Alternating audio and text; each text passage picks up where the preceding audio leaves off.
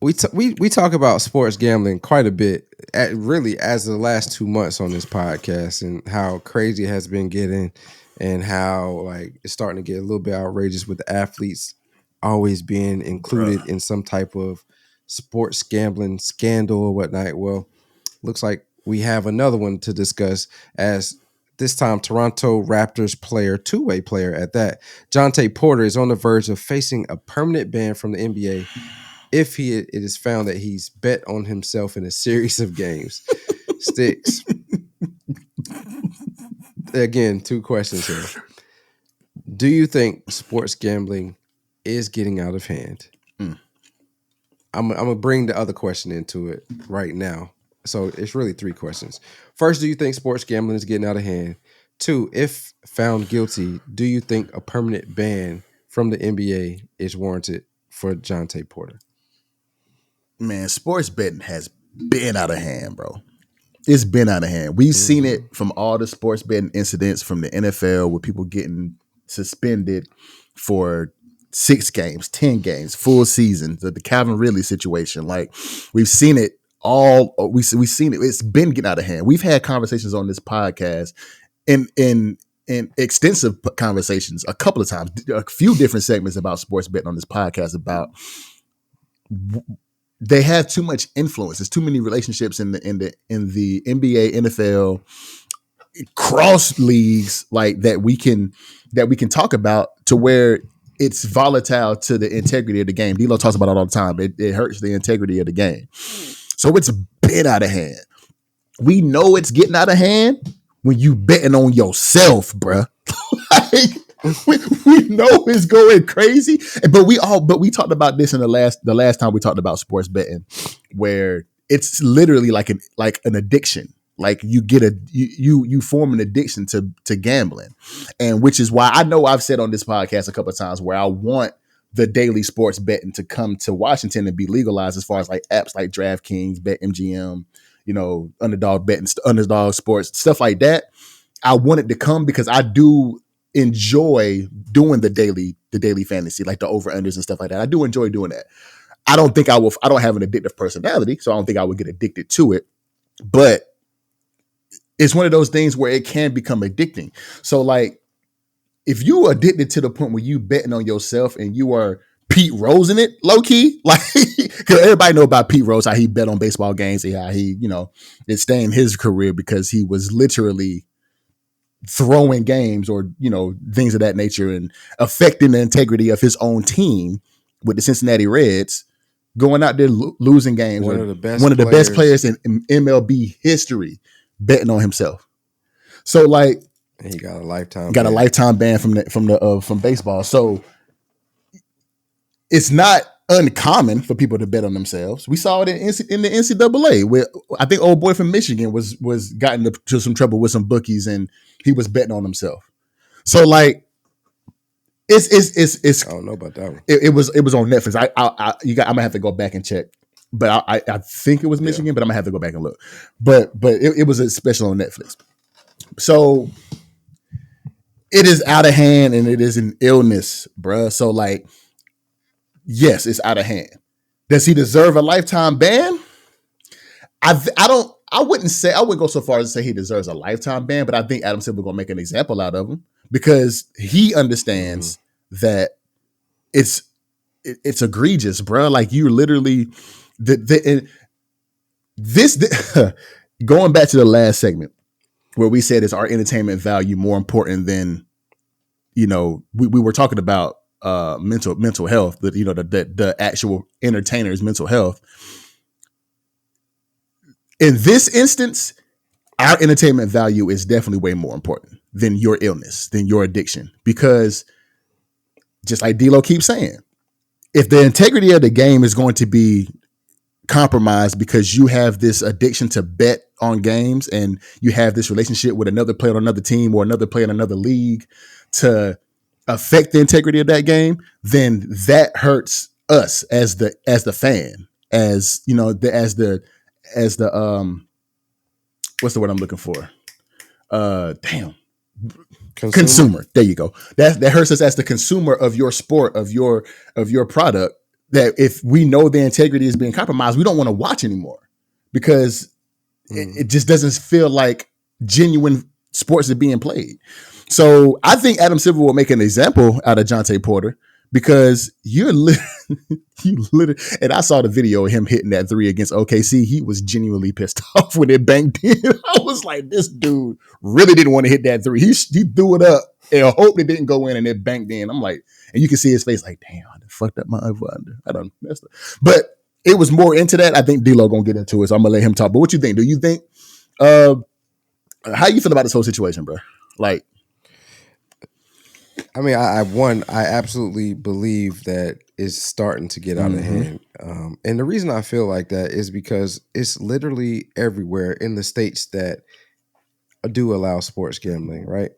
I mean, and we have people participating in it that you never would have thought participate in sports gambling. Like I was on Instagram yesterday or 2 days ago, and the most daintiest of girl that you ever would have thought is on there asking, who should I put money on for this parlay?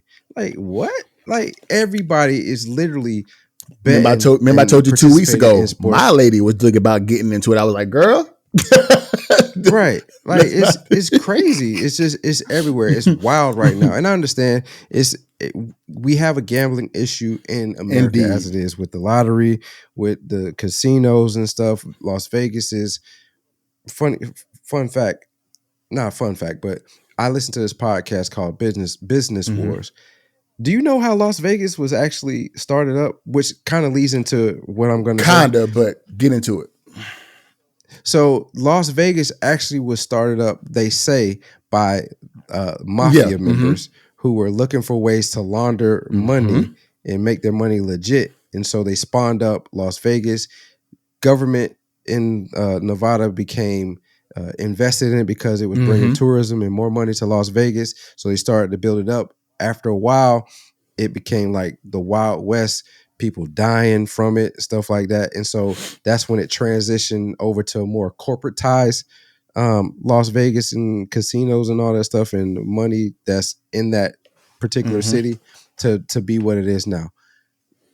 Same thing could be said here, right? Like, I'm not saying like the mafia is starting this sports gambling. Sports gambling has been around for a while. Now, back in the day, when it wasn't legal to sports gambling, you did have these bookies who, and I could be wrong about this, were tied to the mafia, and I could be wrong about that. But we do know, like, it was black market, 100%. It was illegal. People would like lose limbs, or if they were owed money, somebody was owed money, like physical harm was done to them, so on and so forth. Now we're in this corporatized version of sports gambling where it's more money involved in it.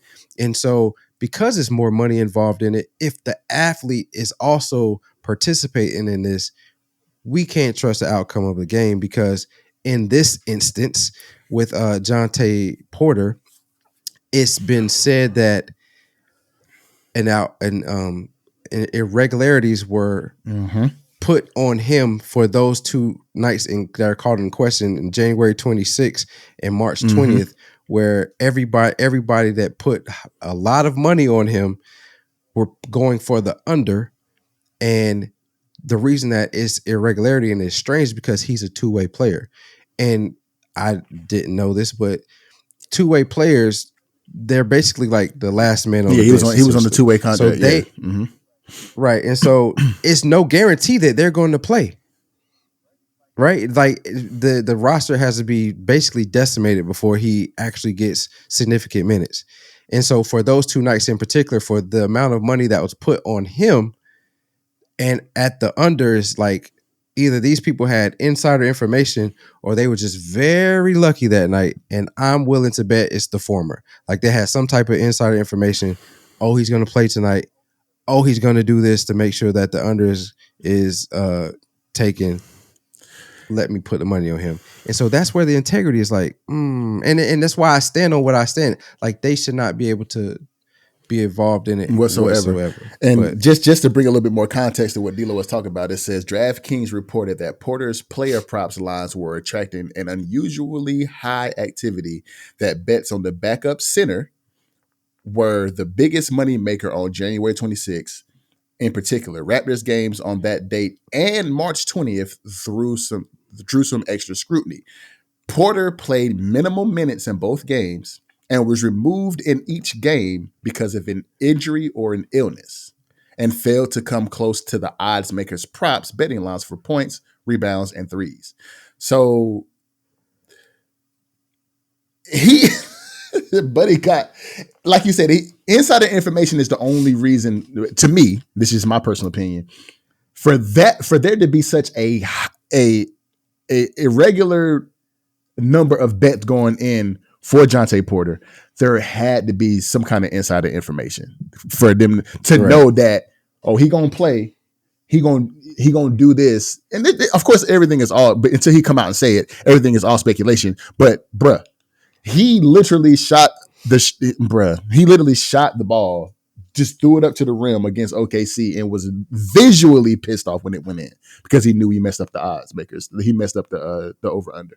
So it's like, I don't know, bro. It is definitely a problem, and Adam Silver is going to make an example of Jontay Porter because he's going to get a lifetime ban. I feel like he's definitely going to get a lifetime ban. I feel like, because Adam Silver is the type he is the type, he's done it in the past, where he's going to make examples out of you. He's going to give you a chance, but something like this, you betting on the integrity of the game, you got to go, bro. I don't think he'll get a lifetime. You don't think so? Okay, but nah, I think he'll get a significant amount. It may be the Calvin Ridley type, or the NFL players that we've seen, that type of year ban, maybe even 2 years.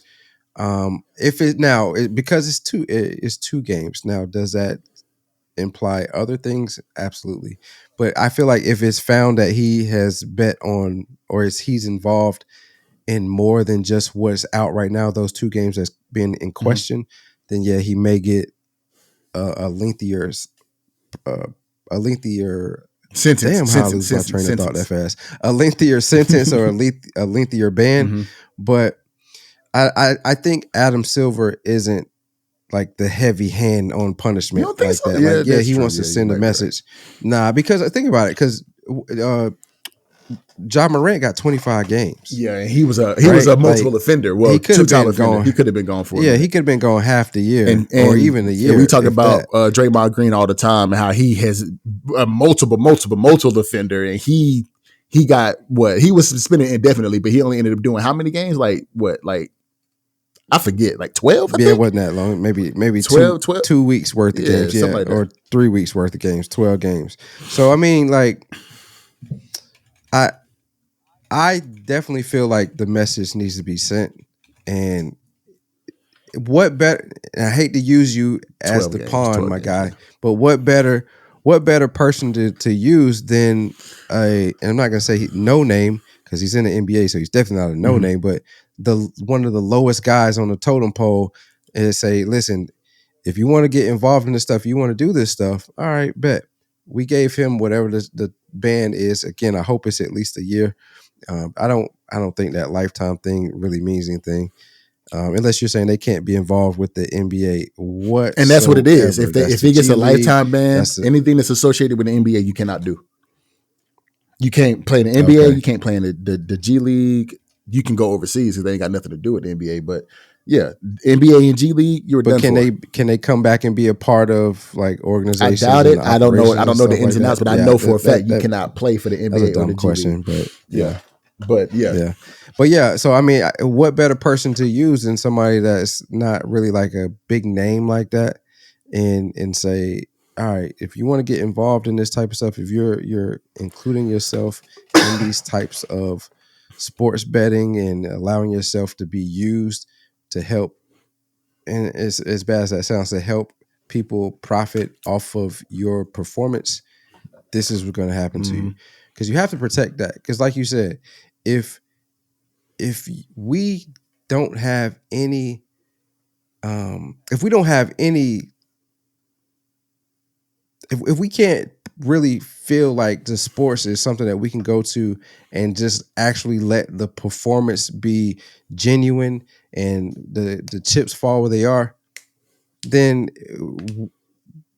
what is there? How are we supposed to believe anything that happens from there on? And how can we invest in that product? Like, it's going to truly diminish the product. Now, and on the flip side, it's going to help these sports gambling companies. 100%. So, I mean, I don't know. But if say he gets somebody like him who's on a 2-way contract, like if he gets a 2-year ban, that might as well be lifetime, because by the time he comes back to, you see what I'm saying? So that might as well be a lifetime ban. So if he, even if he gets a 1-year ban, like I feel like somebody in his position, he wouldn't be able to get back in the league that easily unless he just really just keeps himself up and he, things of that nature. But if you can't play in that level of competition, then it's going to be hard for you to get back into it. Just like what happened to me whenever I ended up getting injured in Atlanta, and I go back, that was in 2007. I go back in 2012 with no game film, no organized football experience from 2007 to 2012. And they tell me, hey, you performed well at this combine, but we're going to go with somebody else because you ain't been playing ball. You know what I'm saying? So it's like, it kind of sucks. See what he looks like when the actual bullets exactly fly. Look at you, shaking you out. But it's just one of those things where it's just dumb for him to even do it. And it's dumb for any athlete to number one, bet on yourself. But number two, to be gambling while you're in the league, especially within your own league. Just gambling in period. Just stop gambling, period. Like, y'all, it just don't make no sense to me. But just wait till you retire. Yeah, wait till you retire. And even then, just like D-Lo said last time we talked about this, you still got friends in the league. You still have influence in the league. So if you have some kind of relationship with these guys, just don't do it, bro. Just don't do it. And I know people are not going to like my take on that, but, one, to go from a high school player in any sport to college, major college, you're talking about the top 1 to 5%, right? So that the pool is already small. And then to go from college to pros, we're talking about the top of the top of the top. You're going to, while people think everybody in the NBA and the NFL makes top tier dollar, that's not always the case.